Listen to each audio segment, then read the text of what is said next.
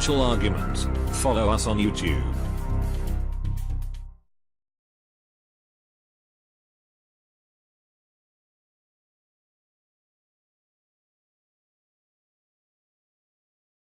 And with us today is ALASDAIR MACLEOD from goldmoney.com.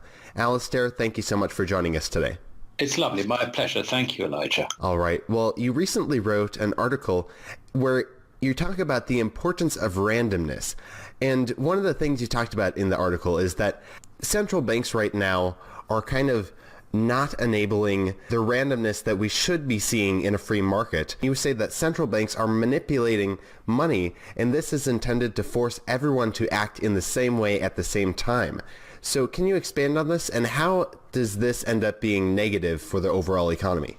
Yes, certainly. The great strength of a free market is that people go and do their own things. You go and make things to sell to people, and if you succeed, you make a profit and you're happy. If you don't succeed, then you close the business and you go and do something else. And these actions across the whole economy in a free market with sound money are essentially random. You've got a continual process of people succeeding and failing, succeeding and failing, succeeding and failing. So the reallocation of capital from businesses that fail into businesses that hopefully will succeed is a continual process. It's going on all the time.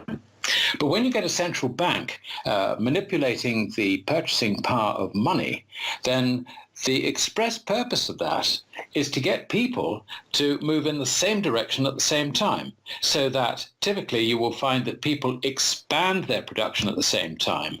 And then when the credit is withdrawn, they contract their activities at the same time.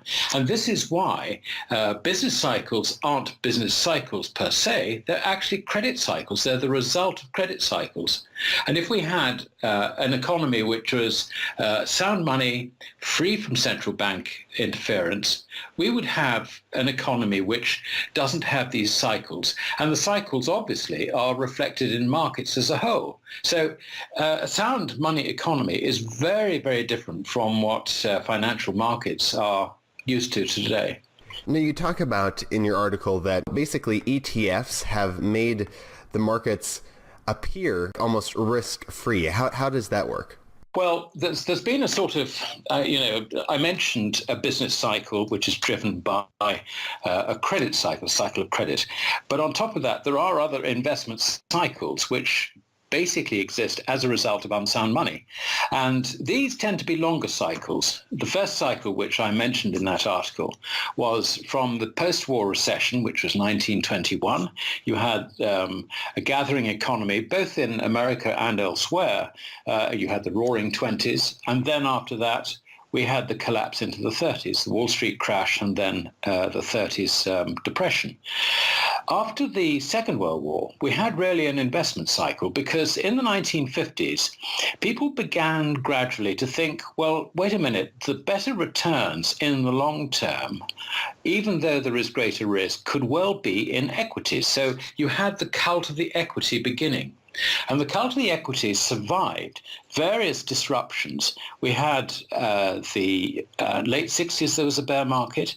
Then back in the mid-1970s, there was a bear market. And in the case of London, I mean, we had so many things going wrong at the same time. We lost 70% of the stock market's value between 1972 and the beginning of 1975. I mean, that was a massive collapse. It wasn't quite as bad as the Wall Street collapse between 1929 and 1932, but it was getting on to that sort of magnitude. I think from memory, Wall Street fell about 50%, something like that. Then you had a recovery after that, which took us through to the 1987 crash, as it were, that very, very sharp and sudden sell-off. And since then, we've had one or two real crises. But the point is that the cult of the equity has survived and gained momentum throughout it all. The point I was making about ETFs is we've finally got to the point where investment managers, having tried to beat the indices, have failed to do that. So what do? They started index tracking. And then the next logical step from that was ETFs, particularly because you can use derivatives to create synthetic performance. And essentially what we have from the point of view of the investor is now an investment mechanism which, from the inexpert investor's point of view, completely de-risks the market. When you buy into an ETF, you don't actually think about risk because your thoughts about risk are really confined to, well, I don't want to buy this company because it might look good on the charts or whatever, but there is a risk that I'm getting it wrong or there might be a surprise. I want to spread my investment. I want to capture the whole market. And in the long term, statistics tell me that I will make money by holding a market-related ETF. And of course, ETFs aren't just tracking the markets, they're tracking all sorts of other things, and they can be geared as well. So you've got something which has ended up at the end of this long development, if you like, of investment into equities, which has consistently, over the period of time, ignored risk. It started with the cult of the equities, and it's now into the ETFs. The ETFs, I think, are probably the end of that long process. Now, it doesn't mean to say necessarily that we have a complete collapse, but what we have, I think, is a risk that if people suddenly realize that there is risk in ETFs, rather like the banks suddenly realized there's risk in mortgage securitizations in 2008, if people begin to realize this, then you could have waves of selling. You could have stocks which are knocked, irrespective of their wonderful fundamentals. And that, I think, is a huge new dimension in the whole of equity investment with which we are not really familiar. No, exactly. And you talk about in the article that this cycle could really be ending. You said the current cycle has been of declining interest rates since 1981, generating a valuation boom that has driven bond yields to all-time lows and equities to all-time highs. This cycle is unlikely to survive the current trend of rising consumer prices because of the unprecedented accumulation of private sector debt. So can you expand on how these rising consumer prices will not allow this bubble to continue? Yes, certainly. The point about rising consumer prices is that the only way in which the central bank knows to control inflation, price inflation that is to raise interest rates. The problem is they've got very little room to raise interest rates because of the overhang of private sector debt. I calculate that if in America the Fed rose interest rates to somewhere between 2.5% and 2.75%, I'm talking about the Fed funds rate, then it is quite likely they would trigger, if you like, a debt-driven collapse. And this is the problem.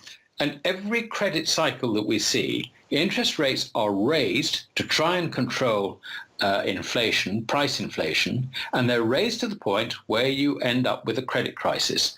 Those peaks in interest rates have been getting lower and lower and lower. And this is why I calculate now with the current level of debt that a rise in interest rates at the Fed funds level to around about 2.5 to possibly 2.75% should be enough to trigger the next credit crisis. So the Fed has got very little room for maneuver. And it's fascinating to see so many commentators talking about long-run prospects for interest rates. They think, well, interest rates could rise to maybe 1.5% sort of thing over the next 10 years. I mean, there was some sort of extraordinary prediction about interest rates to do with the Trump administration's budget forecasts. I'm sorry, but we don't get stuck with such low interest rates for long periods of time. Sooner or later, prices start rising, then you get the credit crisis. It happens every time. This is why it's so important, I think, for people to understand that it's not a business cycle, it's a credit cycle. And it's a credit cycle which is engineered by the central banks and they have no control over it. So you were talking about the Fed. Now, if this bubble is going to pop sometime soon, in your belief, then why do you think the Fed continues to raise interest rates? And we just heard Wednesday that it seems like they're going to raise interest rates again in June. Well, so far they've raised them to less than 1%. And I guess that by the end of this year, it could well be over 1%. If you look at the rate, the rates of inflation, they are picking up, and they have to raise interest rates. Also, they've got a rod. They've got a rod which is for their own backs over the unemployment situation. The level of unemployment in the States, I think, is very hard to quantify, because you've got a lot of people who would want to work, who can't get jobs. You've got a lot of people in low-paid jobs because they can't get jobs, sort of for the skills for which they have been trained. So you've got an economy which actually is not really at full employment, but the statistics says it's at full employment. And that is actually what the Fed's got to go with. So you've got full employment on the one hand, with unemployment below 5%, which was the target. You've got price inflation edging up over 2% now by various measures. And so the Fed has to raise interest rates.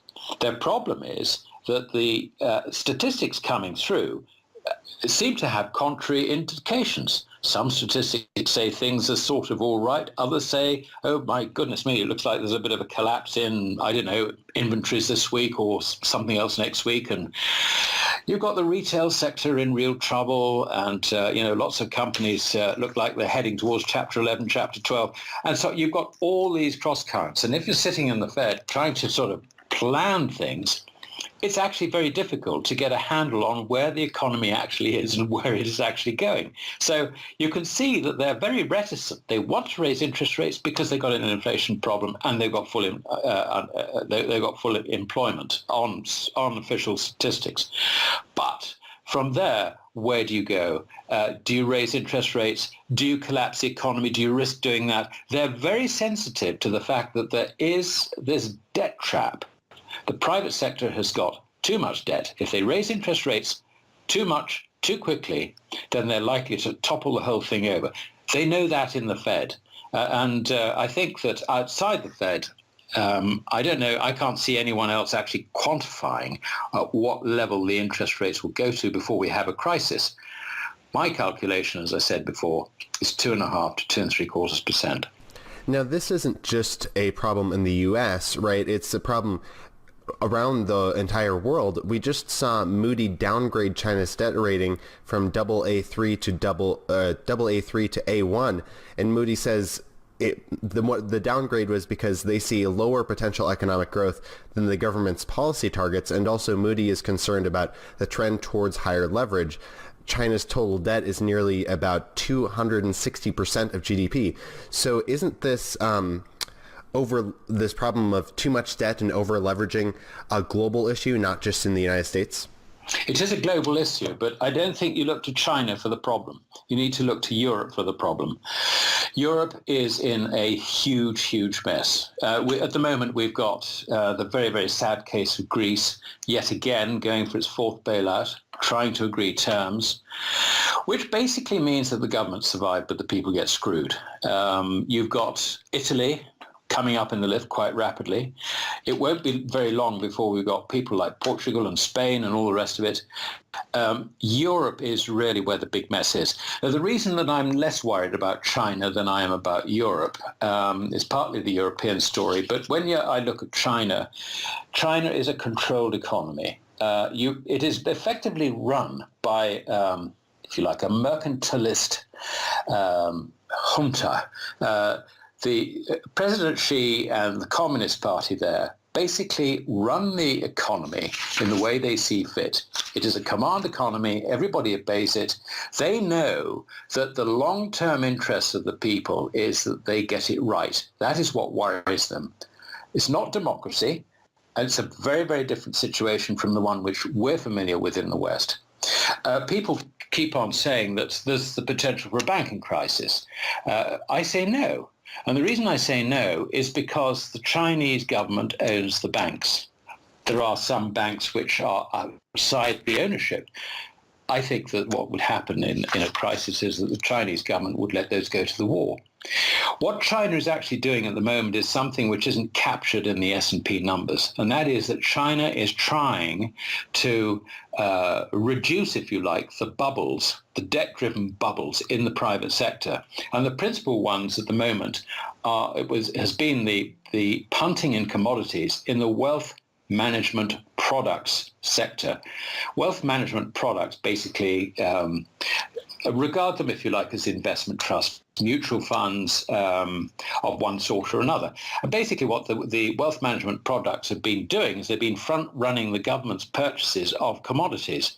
And obviously the government doesn't like that. The government doesn't want that. It would rather have, if you like, a free run at its commodities. So that has been a shakeout that we have seen recently. And of course it has also affected particularly silver, which has really been crucified.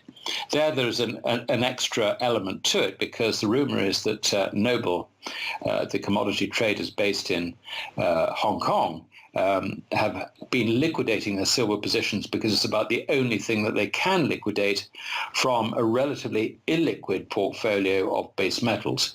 So that is the basis of the shakeout. But this is deliberate. This is something that the Chinese government is doing because they want to control the whole situation. What interests me is that there's been a certain amount of blowback on this ratings situation, where people have decided that it's bad for the currency. The problem that they have is that there is a continuing trade surplus, if you like, in yuan, and that basically means that you've got buyers of the yuan the whole time, because you have this trade surplus.